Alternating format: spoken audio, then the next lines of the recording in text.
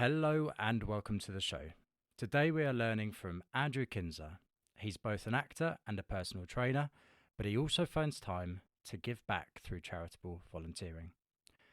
We'll be finding out how he manages to balance his workload, why he was attracted to the performing arts in the first place, and how being more aware of his mental health has improved his life. Thank you for listening. This one was made for your enjoyment.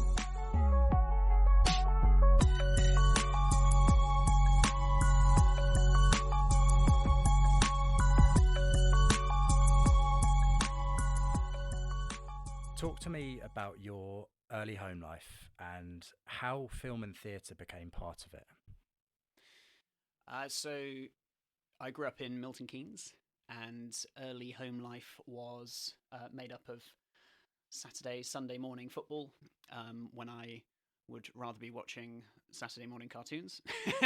I was stood in a wet field, running around a wet field with my dad, stood there often in the rain watching me.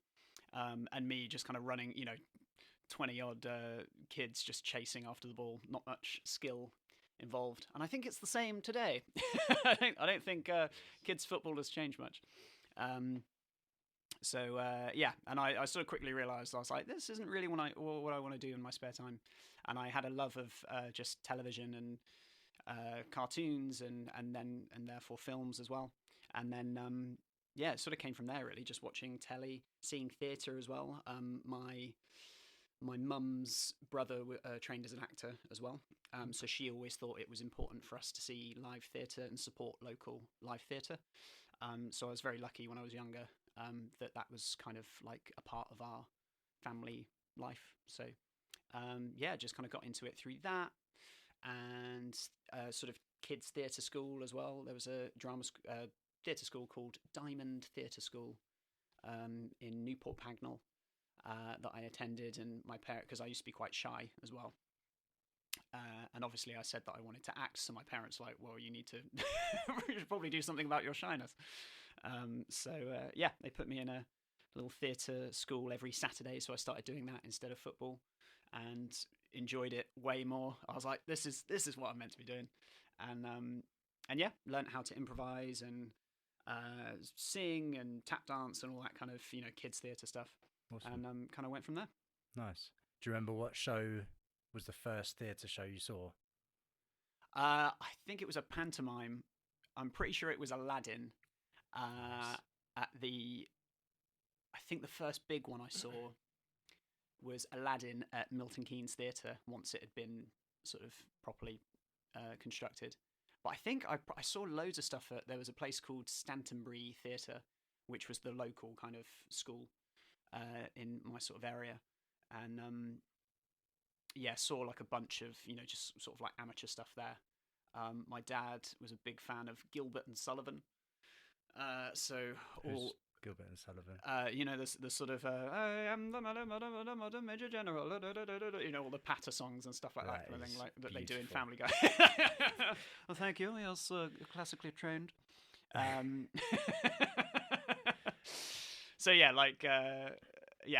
the first big thing I saw was like a sort of Christmas panto was something that, again, my mum thought it was important to do. Yeah. And sometimes we'd go to the Oxford Playhouse, I think it was called, at Christmas with my grandparents and see like the sort of annual panto as well. And I guess that was like my first kind of memory of like big theatre was panto. Nice. And Aladdin, and sort of seeing like girls dressing up as boys and boys dressing up as girls and stuff like that. And I was like, oh, well, that's cool. People aren't doing that at school. And you still not do yet, that anyway. To this day. Yeah. That's a lovely frock I'm wearing at the moment. It's beautiful. At what age did it start to enter your mind that's something that you might want to do later in life as an actual career? I think because I wanted to like play basketball. I saw Space Jam, and I was like, oh, I want to be a professional basketball player.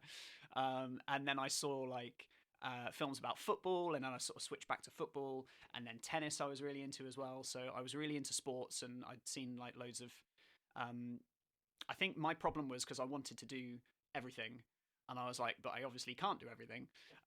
And you kind of can a little bit as an actor, kind of thing. You can you get to play lots of different types of roles. So I think that kind of appealed to my young, indecisive mind. Um, and yeah, and then I saw like I think it was the Michael Keaton Batman films.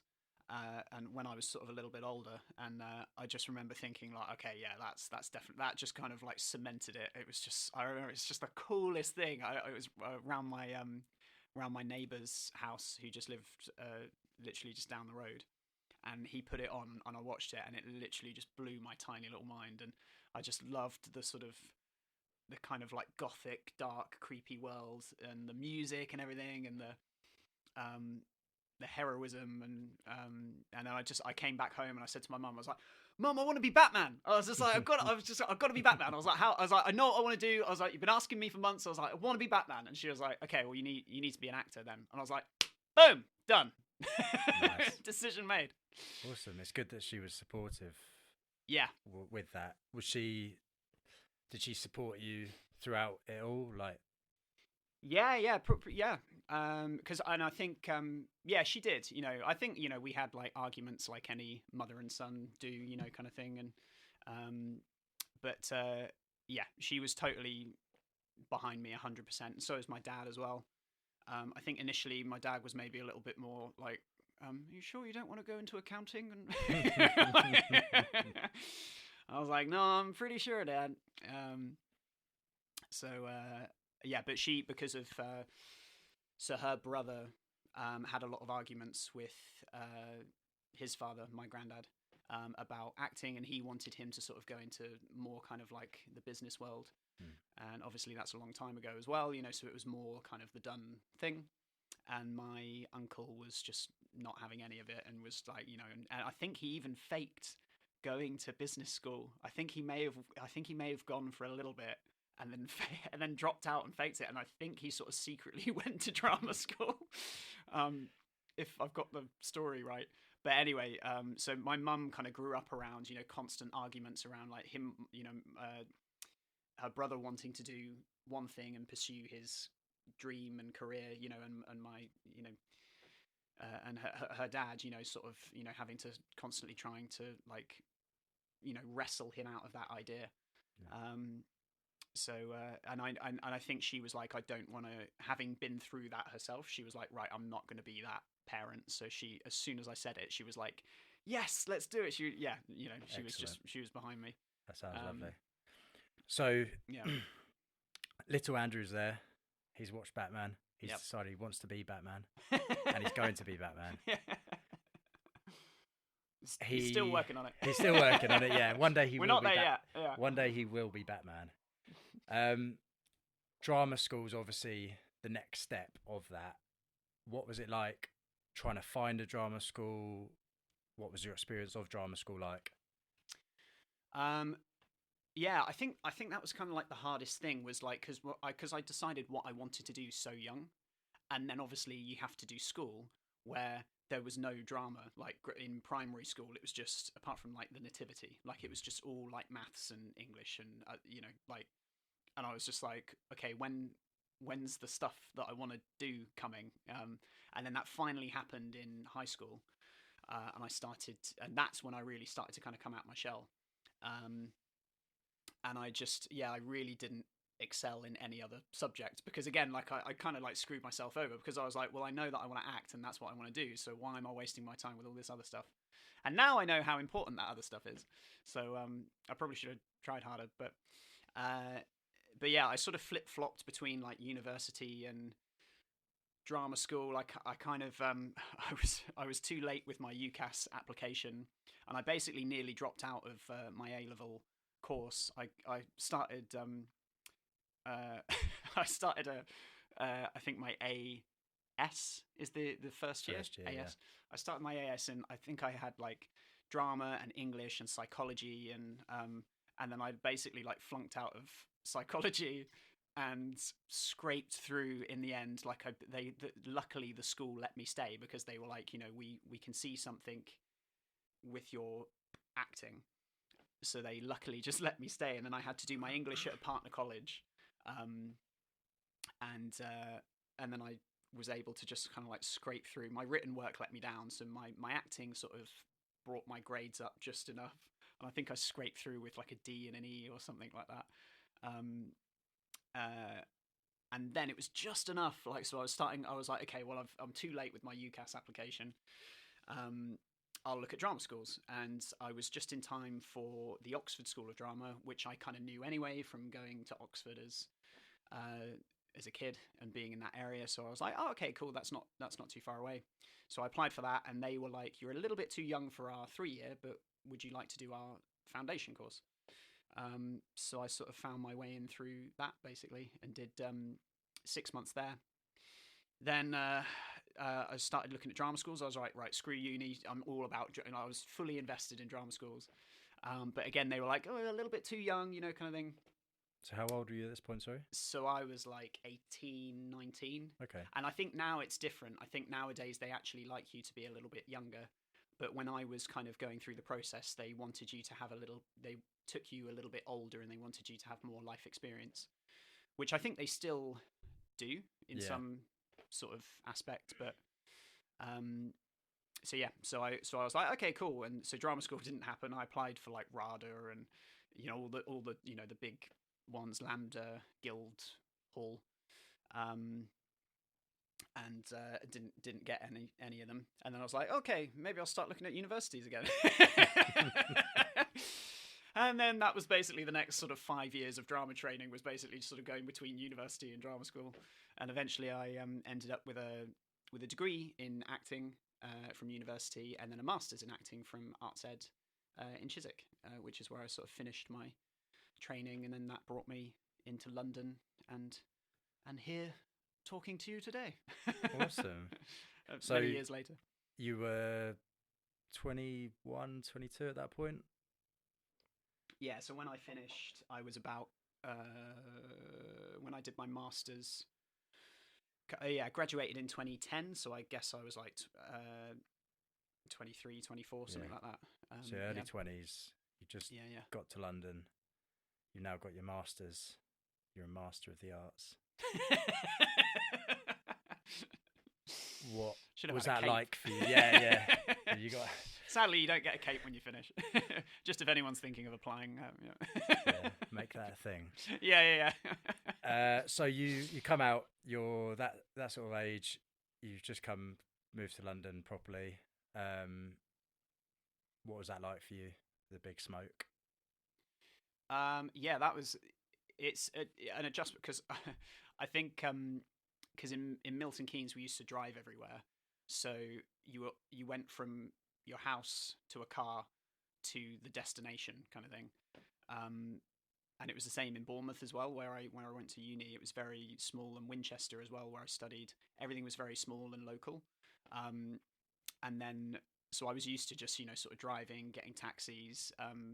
Hardly ever took the bus or public transport, and then I got to London, where it's like all public transport, and you'd have a night out, and it's like, oh yeah, I'll just get a taxi back, and it's like, how much? 60 pounds?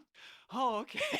It's like, man, like this is it hot? It feels like it's hot.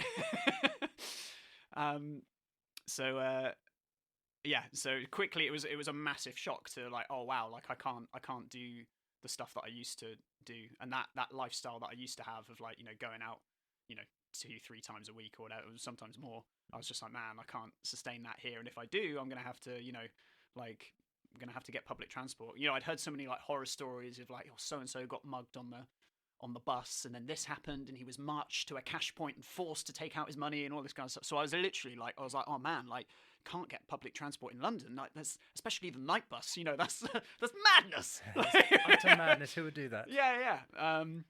And now like totally different. It's and I think this is one of those like I don't know, like this is something that I kind of like use to this day as well. Like I think there are so many kind of like stories that you hear from other people, and it's like so and so said this about so and so, and this happened, and then you start to build up this kind of like idea of in your head of what it's like kind of thing, which isn't actually like the reality of the situation kind of thing. Because actually, when you get the night bus, it's like, yeah, you might get a few drunk people in the corner, but it's like, and a river of chunder just oh flowing yeah, down yeah, the side of it. oh yeah, yeah, yeah, which you ride merrily all the way home. I suppose as well, those stories come from people who the stories originated from someone, and they've told it to someone else, and they've told it to someone else. By the time it gets to you, it's gone through so many people that no one actually knows who it was who got marched to the cash point. But it definitely happened, and it happens all the time. Yeah, exactly. Like, and I think story, and this kind of like plays into this kind of like into sort of mental health and stuff like that, because I think so many people, and I think my sister is terrible for this. So she suffers with bipolar disorder, and she has this image of the world in her head of how it is, and she she sees things online and she hears things and stuff like that, and and essentially it stops her from living her own life, kind of thing. Yeah, I think if there's a takeaway from this segment, it would be just like maybe don't believe everything you hear, and just like maybe just actually go out and see the world for yourself, and make decide for yourself, because like I say, I've been taking the night bus for I don't know 10 12 years or whatever now, kind of thing, and it's been totally fine, so yeah. You better touch that wood now. Yep. Goes home and gets mugged instantly. So, you've overcome your fear of the night bus. You've been working in London for a while. What point does fitness start to become part of your identity, and what point does it become a true passion, something that you actually later go on to do as well as your acting? So that I'd always kind of sort of like I bought like a cheap set of Argos weights when I was like a teenager, kind of thing, and which I think a lot of young lads do. Yeah, we've all been there. Yeah, you as well. Yeah, the plastic, and it's just like, yes, it's 4 kg, amazing. So I did that whole thing, and I'd sort of seen just kind of like what you see in films and stuff like that, so like 80s and 90s montages of just like push-ups and pull-ups and sit-ups and stuff like that. So I was just like, cool, I guess I'll kind of start there, kind of thing, because I always wanted to be strong, probably because like I got bullied a little bit, not in the way that some people do, but I think I was picked on a little bit, mainly because I just wasn't being myself. I was sort of trying too hard to be cool and fit in, kind of thing, and which I think probably just grated on my peers. Just trying too hard. But so yeah, I just wanted to be strong, and I didn't want to be a victim. So I started like working out when I was like 16, 17, and then had a gym induction with a personal trainer, and then, like a lot of people do, continued to do the same plan week in, week out for about 5 years. I was like, and by plan you mean a single workout? Yeah. Oh yeah. It was literally just like you start with your legs, and then you move to your upper body, and then you do a little bit of cardio, and then you're done, kind of thing. And I did that literally like 3 or 4 times a week for so many years, and it gets you to a certain point, and then you obviously sort of plateau, and your body gets used to it. So yeah. And then I started having personal training, and this is when I was in London, and I was working at the Woman in Black at the time at the Fortune Theatre, and had a little bit of extra cash. So I was like, cool, well, I'll maybe sort of like invest in a bit of PT, and really saw the benefit of the constantly varied training that we were doing, and kind of bulked up a little as well, and I was like, oh, this is nice. And and then I kind of really enjoyed it and got a lot from it, learnt a lot. I was always talking about it. I think I must have talked the stage doorkeeper's ear off so many times, just talking about like, I did this really good session today. I'd come in, like still sweating, and be like, oh man, it's such a good session. And when it came to the end of the run, he was like, oh, so what are you going to do for work? And then, it's just like, for an actor, that's like the worst possible thing that you can ask, because it's like, oh crap, like what am I going to do now? Like the contract's coming to an end, and it's just like just the abyss in front of you, and you don't know what's coming next, and that fear drops into your belly. And I was literally just like, man, I don't know. I was like, I was kind of hoping that something would have come from this, but it hasn't. I was like, now we're coming into like the last few weeks, and I'm starting to get worried. And he was like, he was like, crazy idea, but like, why don't you you seem to enjoy this PT thing. Like, why don't you look into that? And it just so happened that there was another actor who worked at the gym who was a PT at the gym where I trained. And so I sort of picked his brain about it. And I was like, does it work? How, surely you'd have to surely you've got to devote, all of your time to your clients. You don't have any free time to audition. And he was making it work. He was able to have clients. He was still able to go to auditions, and he was still able to book jobs as an actor. So I was like, okay, well, if he's making it work, then maybe it's not such a crazy idea. And yeah, so basically, kind of went from there. Really, like looked into. So I asked my PT who he trained with, and he was like, well, it's called the PT Academy. A little shout out to the PT Academy. And yeah, I did my course. And yeah, and then started to incorporate that into my it went from being a hobby into work. Sweet. And it took me a long time to get there, because like initially I didn't want to charge people money, and I was just like, well, I'll just charge my I'll just train my friends. And I was a little bit too shy to sort of like, I was just like, I can't train real people yet, and I certainly can't ask for money for what I'm doing. My friends aren't real people. yeah. These fake people I have as friends. So yeah. Before doing that, your concern when you spoke to the other person who did it already was that the balance of still being able to audition, still be able to do the acting side of things, but also learning to PT and delivering that as a service as well. How was that then for you when you first went into doing that? How did you find balancing those? Yeah, it was tricky, because there's a part of you that thinks that there's that sort of fear part of your brain that is like, oh, so this is you giving up acting then, kind of thing. So you have to kind of just quiet. You have to be like, no, I'm doing this so that I can keep acting. It was tricky at first, and when I started working as a PT at Anytime Fitness, where we met. Yes, we did.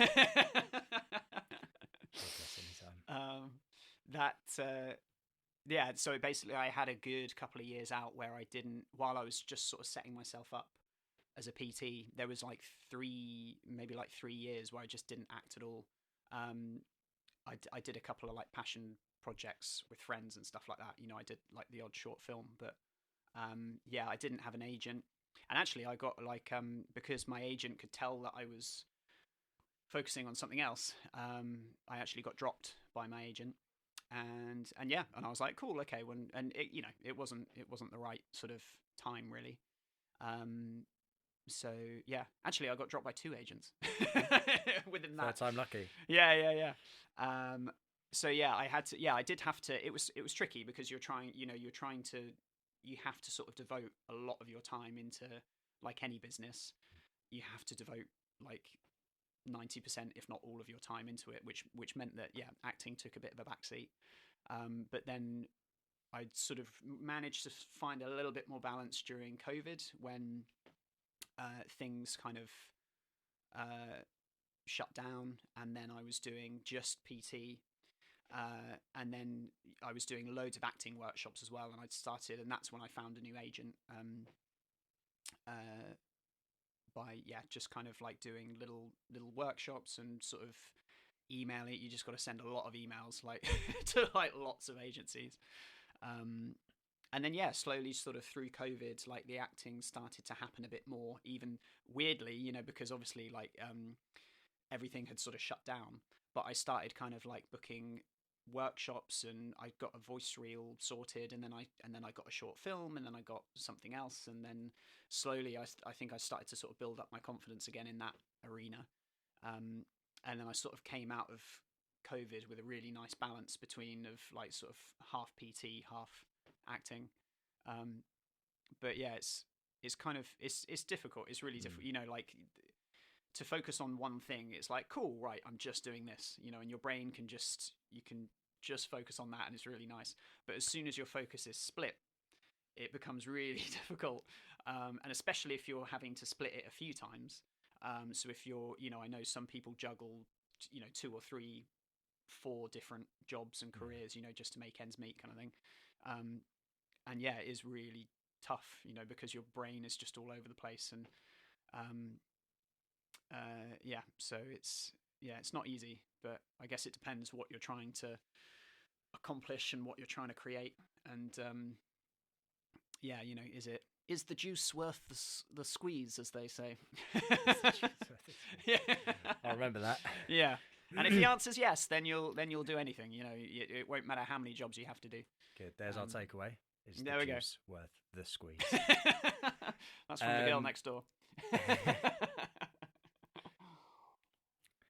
So during that, you mentioned about getting dropped by a couple of agents. How does that knock your confidence at all, or is that just a part of it? Is that just an accepted thing, or? Yeah, I think it's probably going to happen at some point. Yeah. Like I've been with an agent before, and I've moved to another agent, so I guess I've technically dropped an agent as well. But then there's no reason why you can't like be with an agent and just be with them for your whole career. Yeah, I think with me, just because of, I don't think I was in the best headspace, and I wasn't really sure what I wanted to do, and I think that was coming across in my audition. You know, so I'd get a casting through, and my agent would be like, "Hey, you up for this?" And I'd be like, "No, not really," you know, kind of, you know. And your answer just needs to be yes, like whatever it is you need, you know, because it's hard enough without you being uncertain and you know, and afraid to get on a cruise ship and tour the world, you know, with whatever musical or play, or you know. So yeah, I think I didn't help myself, because obviously I was focusing on PT and I was turning down a lot of work. But yeah, there's literally no reason why you couldn't just have the same. I think I know some people who've literally they book an agent and then they're with them for their entire career. Awesome. But I think a lot of people do kind of hop around. And yeah, I think with me, just my head just wasn't in the game, you know. So I think if I was on my books, I probably would have dropped me as well.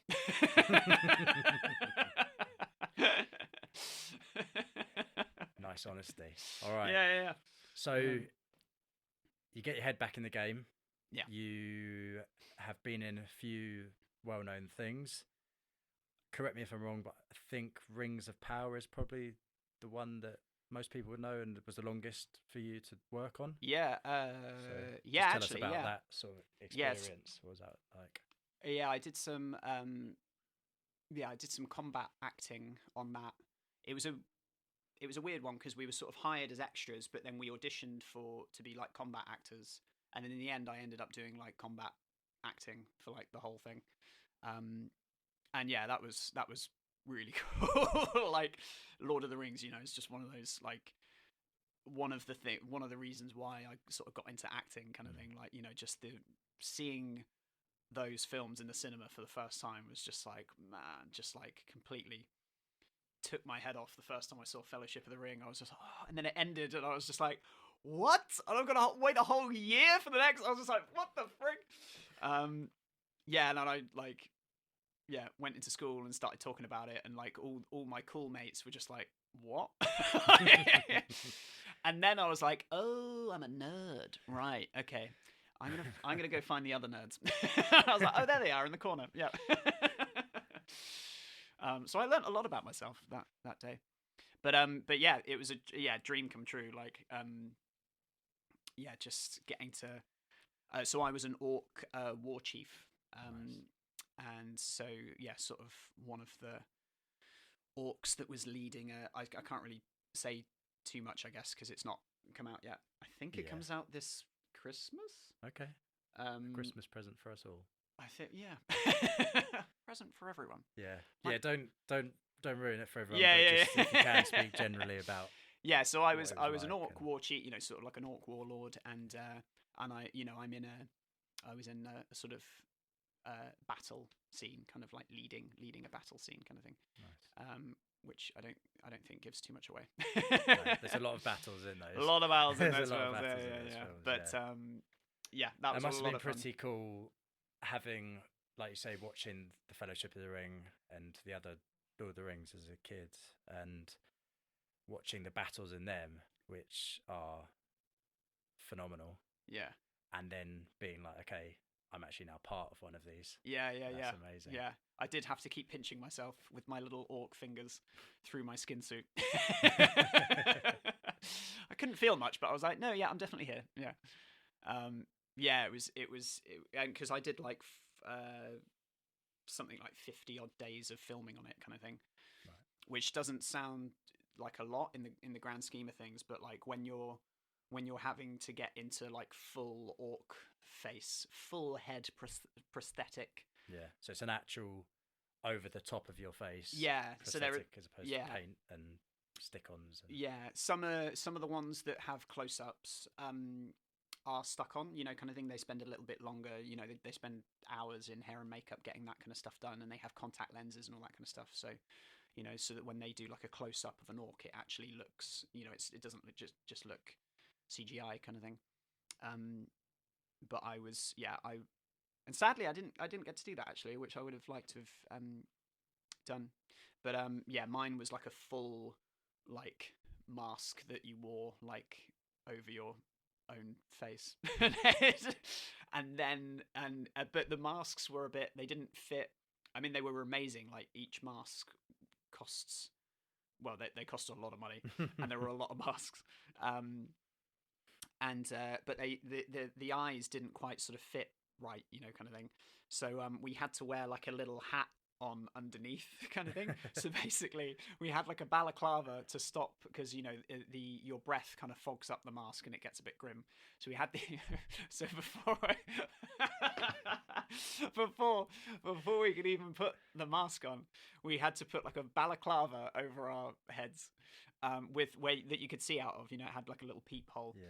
But that would then cover like our cover our mouths, so that we weren't building up too much condensation. And then we put on these little beanies so that we had to create enough space, kind of thing, so that when we put on the actual mask, that our eyes actually sort of sat properly in the mask, kind of thing. But so it was more comfortable in terms of, you could see, but it was very hot and it was very difficult to breathe. And then we had to put a helmet on top of the mask. And then obviously chainmail, and it's all real. It weighs quite a lot. So the chainmail, and then swords, and then it's like you're given a shield and stuff like that, which is like, yes, I got a shield.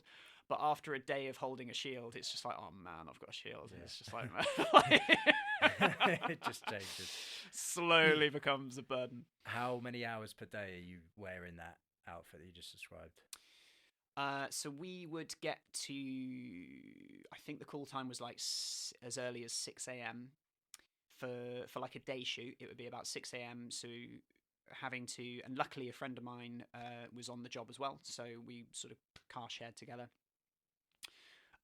Getting there at 6 a.m, then you're having breakfast, and then you pretty much get straight into costume, which can take up to an hour, getting all of the stuff on.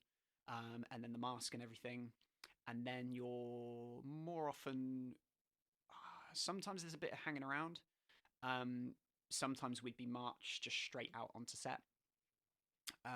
By maybe you're looking at sort of shooting at like 9 o'clock, maybe 10, and then you would sort of go through. I don't actually know, 8, 9, maybe about 9 o'clock. Depends on how behind they're running, because stuff goes wrong all the time. It's just life. No matter how well you plan things, like shit goes wrong. So then then we were basically in the masks. To be fair to them, they did really try to give us as many breaks as possible, which we were grateful for. But you're basically in that thing from about 9 until lunch, which was about 1, 2 o'clock. And it's kind of easier to stay in it. Yeah. Because you take it off, have 10, 15 minutes, and you got to get back into it, and it's still kind of it's like wet and clammy from you being wet. So it's one of those things, you know, it's like wearing heels on a night out, you know, it's just like, it's easier to keep them on, girls. Yeah. You know? Just push through the pain. Yeah. Once Also, I've been off. told.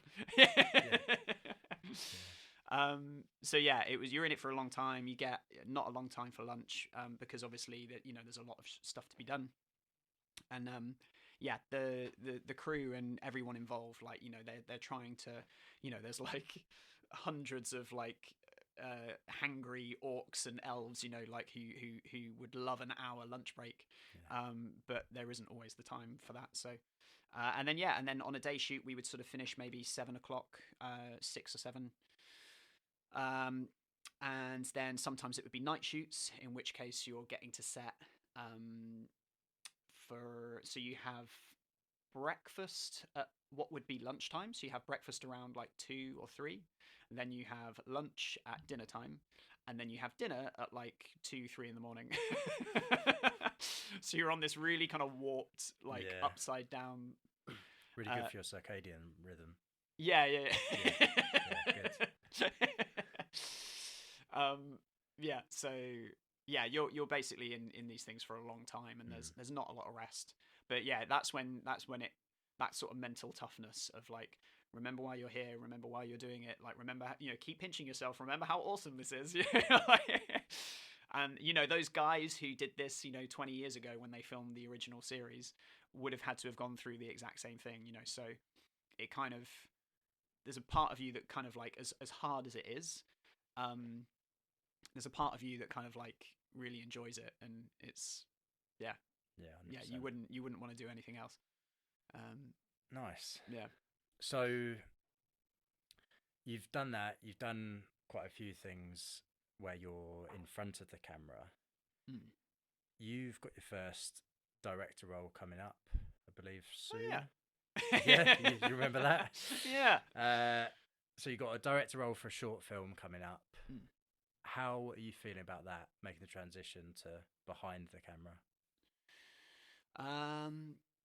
Yeah, feeling good. I've always wanted to direct for quite a while now. And yeah, it's a short film, and it's again, it's about mental health, in particular borderline personality disorder, and it's been written by a friend of mine, and it's sort of based on real events that she has sort of come across in her life. The working title is The Manor, but that might change, probably will change. Okay. Yeah, it's been cool. There's lots of like Zoom calls and sort of planning, and yeah, it's kind of given me a newfound respect for the whole process, you know, kind of thing, because it's like just to get even just a short film to get that up and running off the ground, like to get everyone's schedules coordinated so that everyone can come together and create something. It's not easy, you know. Even us doing this today, you know, kind of thing, takes a lot of planning and preparation, stuff like that. And that's only 2 people. Yeah, exactly. Yeah. So yeah, it's hats off to the people who have been doing it, you know, this whole time, kind of thing, because it can't be easy to you know, imagine trying to like put together a feature film, you know, trying to get like, you know, if you've got like a cast of like 10-20 people, or even like a series or something, you know. I suppose like the money makes it easier, like if you've got a big budget. But yeah, it's been fun. Like we've enjoyed casting it. We've enjoyed sort of like writing it. I've kind of like I've kind of edited the script, I suppose, because I've done writing courses in the past. So sort of putting that skill to good use. So just kind of formatting the script and tweaking and things like that. But yeah, like it's exciting, and hopefully we're going to be filming in Ireland. Nice. In a place called Listen House. And that, if we can get it, it would really kind of like lift the, you know, it would really kind of lift the piece off the page. Because the premise of the film is that the house represents the mind of someone living with borderline personality disorder. and different rooms are going to represent sort of different traumas, and there's going to be sort of different wings of this sort of manor house are going to represent sort of different hemispheres of the brain. So it's basically going to be like, you know, if you were to actually sort of step inside a sort of sufferer's brain, trying to sort of like depict and bring that to life, as basically trying to sort of depict what you can't necessarily see. And yeah, trying to sort of and hopefully by doing that, be able to show other people with the condition that like that it's not just them, and that help is out there, and other people struggle with similar things, and it doesn't have to be a life sentence, and you can overcome mental health conditions through therapy and sometimes even medication. Throughout sort of today and throughout obviously what you just spoke about there, you've mentioned mental health a few times. So just tell me a bit about that, and how, when that first became a forethought in your mind, when did you first start thinking about that a bit more? So for me, I used to have, and I say used to have anxiety because I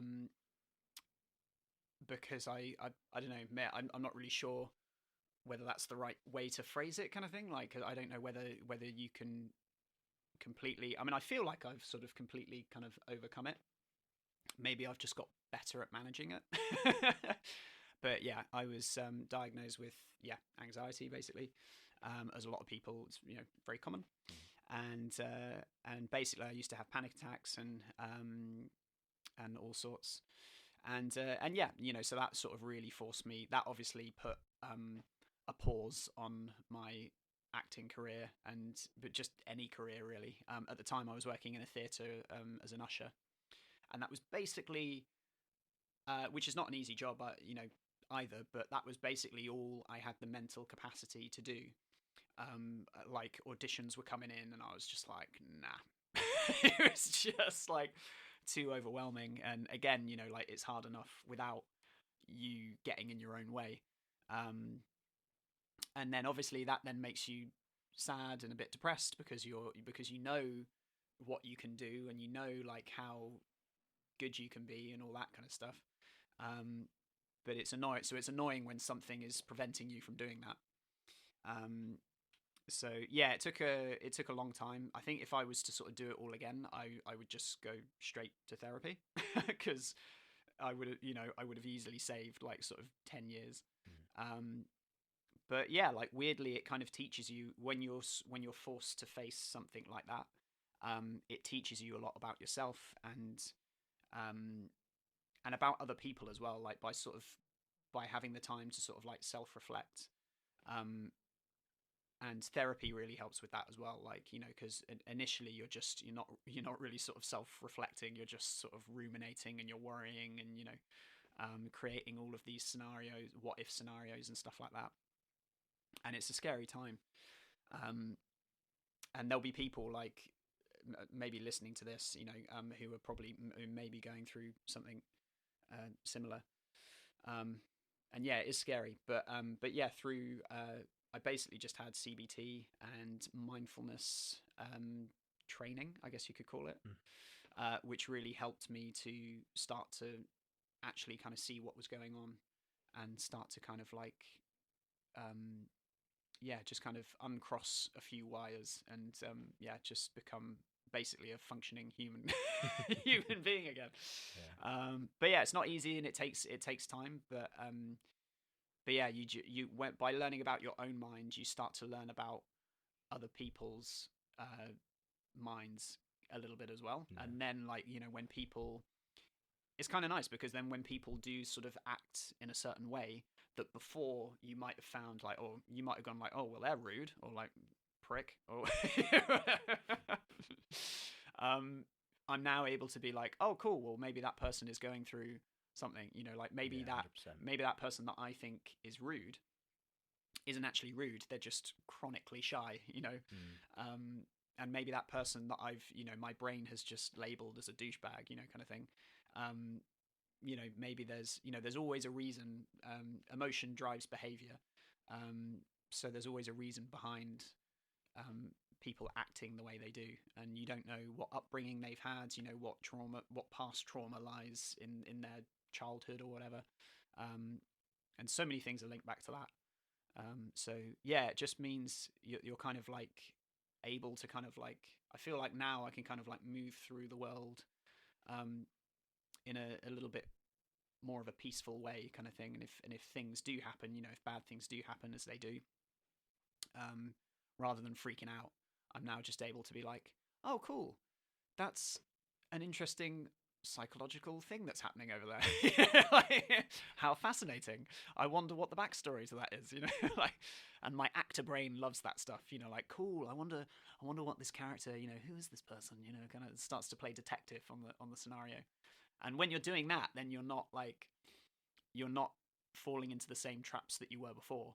And like, like when you hear like a crying baby on public transport or whatever, and you see everyone getting annoyed and sort of like and people starting to get frustrated and stuff like that, you're just able to sit there and you're just able to sort of like, yeah, just sort of breathe it in, breathe it out, and it's just like, yeah, there's a crying baby, yeah, like the mum's probably really stressed out right now, kind of thing. The mum is actively trying to stop the baby from crying, kind of thing. So like, there's no point in everyone else getting worked up, because the baby is just starting to learn how to process emotions and everything, just like we are, kind of thing. So it's like, yeah, we were all crying babies once. We're all, exactly, yeah, so yeah. Or like if you see someone, I don't know, like I think there's this idea of like being a badass is like, looking a certain way or acting a certain way, like, kind of, there's a I don't know, like, which I think sort of feeds into the ego kind of thing.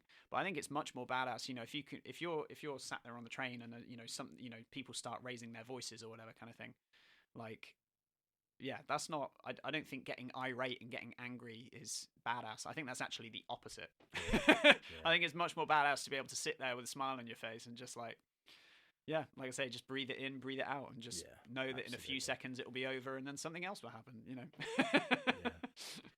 So, going through that in your mental health struggles at the time, you obviously mentioned therapy as one of the things that was very helpful to you, and I think that's something now that a lot of people are doing, maybe even before they get to that stage, just to explore their own mind. Was there anything else that, outside of therapy, any things that you did, any little things just when you didn't have that therapist there talking to you, that helped? That is an excellent question. Yeah, so I guess I tried not to watch the news too much, and I tried not to kind of doom scroll and stuff like that. So I guess I tried to sort of like just keep my focus and keep what I was looking at just sort of just friendly and clear kind of thing. And trying not to get sucked into, people leaving mean comments on social media and stuff like that. So I guess that helps, because it means that you're just able to kind of like focus on yourself a bit more, and you're just able to kind of focus on. I tried to look at positive things, and if I couldn't find positive things, then I would try and see things in a positive way, kind of thing. But yeah, so watched a lot of rom-coms. Favorite one?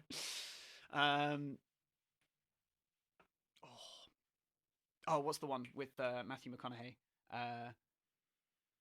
Is it How to Lose a Guy in 10 Days? I don't know. Oh! It's not my genre, man. I watched a lot of that. I tell you, if you want to feel good about yourself, How to Lose a Guy in 10 Days. Yeah. There you go. Another takeaway for everyone. There you go. Yeah, just stuff that was, and obviously like you can't, and now I'm at a place where I can, where yeah, I watch the news and I know what's happening in the world and all that kind of stuff, and it doesn't bother me in the way it would have done before. But yeah, I think sometimes it helps, just to kind of like, yeah, just focus on what you can control, not what you can't control, which is a big, you probably see posters for that on the on the tube. And yeah, read a lot of books. I read just anything by philosopher and sort of spiritual guy, Eckhart Tolle. Basically anything by him I just inhaled. Read a lot of religious stuff, read the Bible, read bits of the Quran, looked into Buddhism and all that kind of stuff. Basically just Awesome. Yeah, my brain became a bit of a sponge and just kind of like just absorbed as much as I could. Researched a lot about psychology, philosophy, watched shows on telly that sort of had those themes in there as well. And did a lot of meditation. Did a lot of meditation. Did a lot of yoga. And yeah, so like there are things. Yeah, you don't have. I mean, yeah, obviously it's if you have therapy and you can get it free on the NHS, but it takes a bit longer. You can have it private, and then it's a little bit more immediate. I guess it depends on your budget and how quickly you sort of need to speak to someone. But I'd say that probably one of the best things you can do, is just talking to friends. Just talk to anyone. Just preferably someone you trust. Yeah, like a close friend, and just sort of open up, because that was something that really helped. Because another friend of mine was struggling with her mental health, and we started talking over a coffee, and I started opening up, and I was like, yeah, this is what happens in my brain. And she was like, well, that sounds like anxiety. And she knew about this stuff because she'd sort of been through stuff herself. And I was like, oh, cool. Okay. I was just like, well, that's not so scary. I was like, okay, if it has a name, I was like, okay, cool. Then surely there's something that I can do about it. And then I was like, okay, well, cool. I should probably sort of like speak to a professional. So then I did, and then I told them my sort of symptoms, and they were like, yeah, textbook anxiety. So I was like, cool. And every all the boxes, man. Yeah. But literally everyone I spoke to, and every time I sort of had it confirmed, it, rather than feeling how I thought I would feel, rather than feeling like, oh man, I've got anxiety, or what a nightmare, kind of thing, it just made me feel a little bit better, because it felt like there was something that could actually be done about it. Once you know what it is, I think you've then got a roadmap out of it. Yeah. Without knowing what it is, there's no way you can make progress. So whilst that diagnosis might feel like, oh, damn, straight away. Yeah. I think once you've got past that initial bit, I think you've then got something you can work towards. Yeah. Yeah, exactly. You know how to, yeah, like you say, that roadmap, it's like, okay, cool. These are the options for you.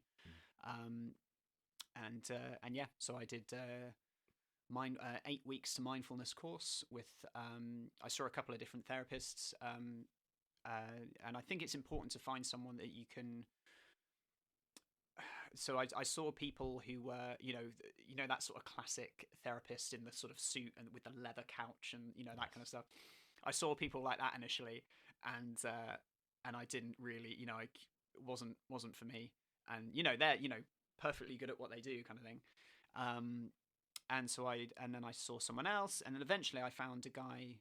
Can I recommend people on? Yeah, go ahead. So eventually I found a guy who lives nearby, who's called the Mindful Therapist, and his name is Alex James, and started seeing him, and that's when, and we were kind of friends before as well, which they don't always advise, kind of thing, but yeah, we were able to find a really nice balance. And we're still kind of in touch as well, which they also don't advise. Dependency. We play tennis sometimes. But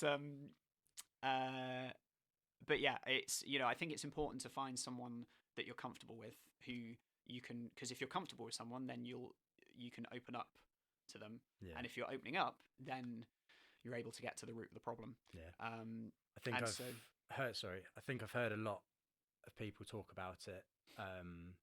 I've not done it myself yet. I'm sure there'll be a time where I may need it. And the thing that seems to be like resonating, whoever speaks about it, is making sure you find the right person. I think those suited people that you spoke about, not right for you, but there's Yeah. someone out there who they are perfect for. Yeah. And I think Yeah. it's all about finding the right therapist. Yeah. Because I think a lot of people get told, "Oh, go to therapy; it will help you." Yeah. And maybe they go to that suited person, and it's not their person, Yeah. and they just go, "Oh, therapy's rubbish. Therapy Yeah. doesn't work," and they just stop there. It's Yeah. like, Yeah. give it another chance. Yeah. Find the person. Yeah. Um, Very true. yeah. So. Yeah, very true. And I think the right kind of therapy as well. So, because there's so many different, it's not just kind of like one type of therapy. There's mindfulness, there's CBT, there's EMDR, there's so many different types of therapy, kind of thing. And some that are supported by medicine, and some that, when I say medicine, I mean medication. Kind of designed to sort of work with medication, and some that you can do just without medication. And so yeah, I think it's like making sure that you get the right type of therapy is just as important as the right person. And then basically that's kind of like the beginnings of the road to sort of recovery. And then yeah, and I feel like now, like, I'd have no problem picking up the phone and like booking in for a session if I need to, in the same way that I would book in for a PT session, kind of thing. I feel like, well, it's there if I need it, kind of thing. But now I've been given the tools that I need so that I don't have to do that anymore, kind of thing. So I now feel confident enough in myself that I can, no matter what comes, I'm confident enough to be able to handle it and move forwards, kind of thing, which is really nice, which is ultimately what therapy gives you. So you don't have to, because you don't want to feel like you're like, if anything happens, I have to go back to I have to pick up the phone, and like because, and again, some people do, if whatever you're dealing with is that severe, then yeah, sometimes you have to make those kind of like 999 calls, kind of thing, to your therapist. But yeah, I'm very lucky that I've now got to a place where you kind of almost kind of start to therapy yourself, kind of thing, sort of learning how to self-soothe and basically become your own therapist, which is what they teach you, kind of thing. It's that classic thing of the dog and the monk. Have you heard the thing about the dog and the monk and the moon? No, and so it's so I think, I can't remember this. I think it comes from like Zen philosophy or something. But basically, it's so there's a dog and a monk and the moon. Who'd have guessed it?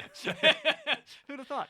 And the dog keeps running up to the monk, and the monk is going like, don't look at me, look at the moon, kind of thing.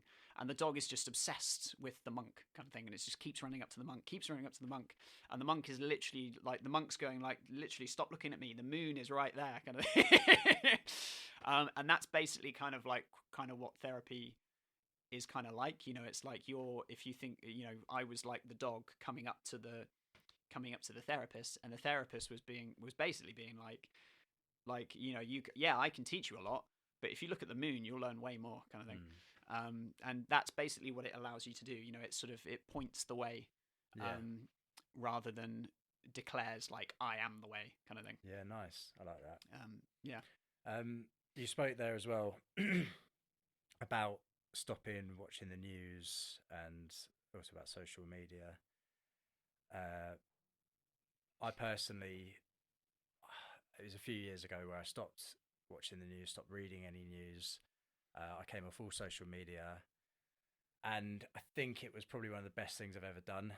I think the negativity on both of them is massive, and I think in a way then the news is almost worse, because there's no positivity on the news. It's all just negative news, debate about the negative news, and then right at the end there might be a little story about like a 60-second piece about a dog that did something nice. Yeah, it was lovely. Yeah. But then, while social media definitely has a lot of flaws, you have got people on there spreading positivity, and that's the whole self-improvement space, I suppose. Obviously, it's in amongst a lot of grime Yeah. not the music, as in,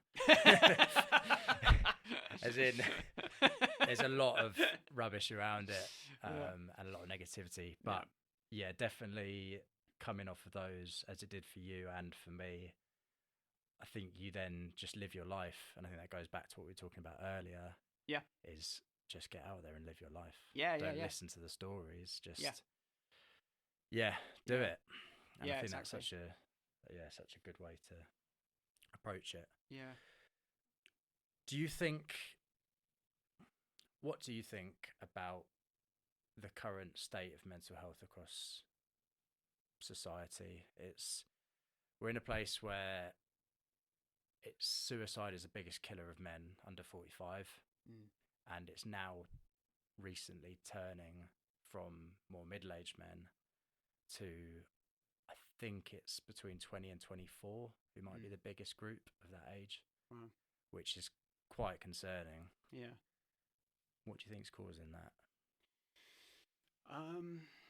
Yeah, I mean it's interesting. I mean it could be linked back to things like social media, because we are like like you say, it's a great thing in some aspects because we're so connected in a way that we never have been before. Like we can keep in touch. Before you could maybe maintain sort of, I don't know, 10 or 20 close friendships, kind of thing, like your school group, maybe university or work or whatever, and obviously family. But now we're able to maintain, well, I don't know if we can maintain, but we're more connected to more people. I've like 500 friends on Facebook kind of thing. And it's just like, but I don't actually have 500 friends, it's like, it's way too many people to keep up with, so and obviously each one of those people has their own little world that people post about, and obviously it's very easy to keep up with what's happening in countries where there's conflict, and everything that's happening at the moment. So yeah, I think it's easy to kind of like, it's easy to look at the world, and I think the brain is very simple in some ways, and I think it only takes a few kind of like bits of evidence before the brain starts to kind of like, so if you imagine it like a conveyor belt, kind of thing, where like things are coming along, like, and maybe this is a cuddly toy, like kind of thing, and then this is but this is a lump of coal, kind of thing, and then something else comes along, and your brain, it only takes a few lumps of coal before your brain just starts to see everything as a lump of coal, kind of thing, and it starts to view everything with that negative filter, and so I feel like that could potentially be part of the problem, is that like we for example, maybe you don't have a lot of money, maybe your love life's in the gutter, and there's a war going on, right? Well, everything's shit. It's like, it's just absolutely. A couple of it's just like, well that sucks, and your brain goes, well, if that's how it was in the past, it projects it into the future, and it goes, that's how it was then, this is how it is now, it's also going to be shit in the future, boom, everything's shit, kind of thing. And then that leads to that negative filter going into everything and coloring in everything with that negative filter and that toxic thinking, and then obviously if that's happening, then you're then denying all of the good stuff that happens, which is that stuff that's going to actually make you happy, and all of those things that you love that are coming along, that cuddly toy that's coming along on the conveyor belt, you're just being like, yeah, piece of shit, yeah. And then something else comes, your dream job comes along, and you go, nah, no, it's too good to be true, nah. Like, yeah, I think it's important just to kind of like have almost kind of like mental hygiene in a way. Like, that's not to kind of deny that, that's not to just bury your head in the sand and pretend that everything's like, because that's no good either, to be like, la la la, everything is okay, everything's fine, isn't life great, kind of thing, because then that's the opposite problem, So I think it's more important to actually just try and see things as they are, and so when, see that lump of coal, oh yeah, it's a lump of coal. And then when the teddy comes, hey, it's a teddy bear, like, and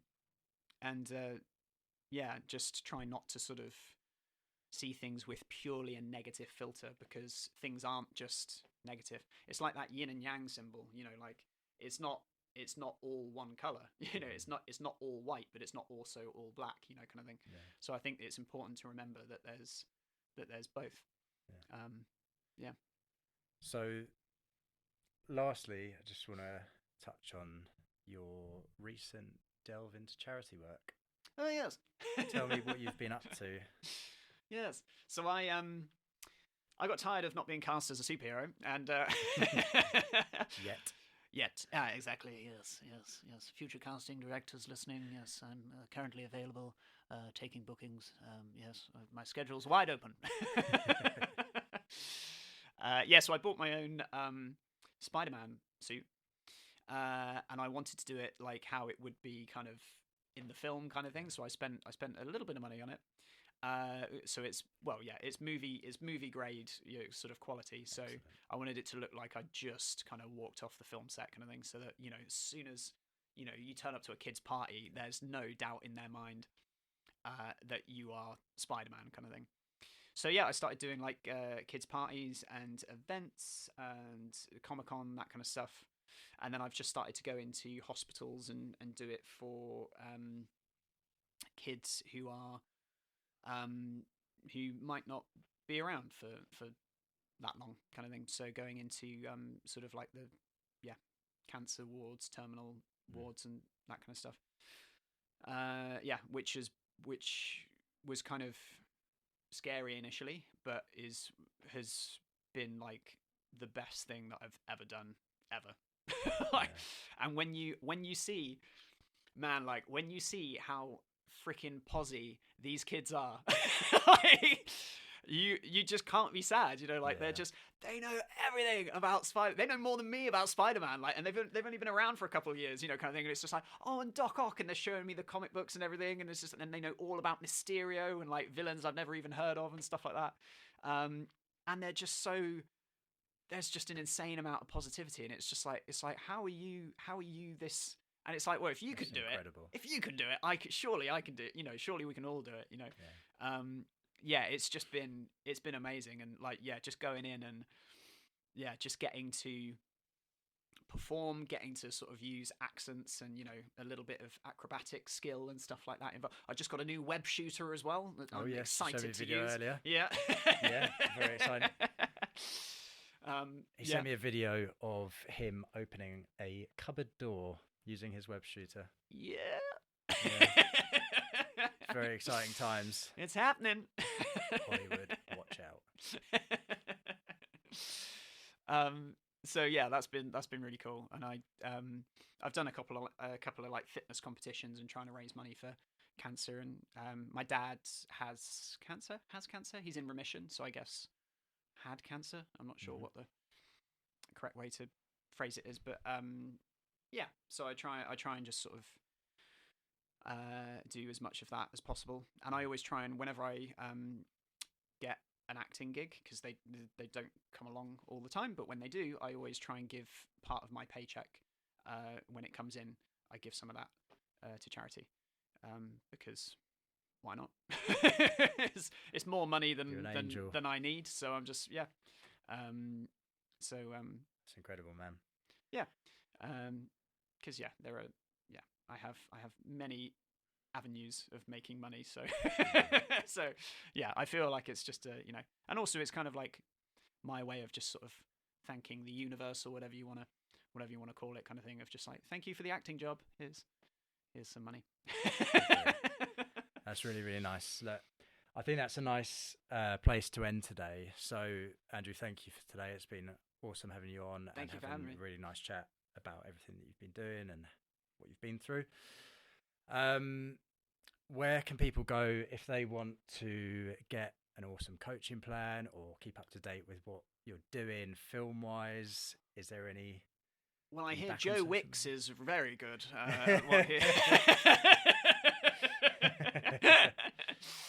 Yeah, you can. So my website is Kinfit. That's spelled KINFIT. .co.uk. I'm on Instagram. I'm on TikTok. I'm on all the socials. As Andrew_Kinsler, which is my last name. Yeah, so I'm on all the socials, but I try and be a bit more, going back to social media. Try and be a little bit more. I still use it. I think that's the key. Use it. Don't let it use you, kind of thing. So if you're going into social media to do something, set a timer for 5-10 minutes and get what you need to do done, and then get the hell out of there. Awesome. That's great advice. You can find us on Lonely Chapter Podcast on Instagram. And lastly, from me, thank you for listening.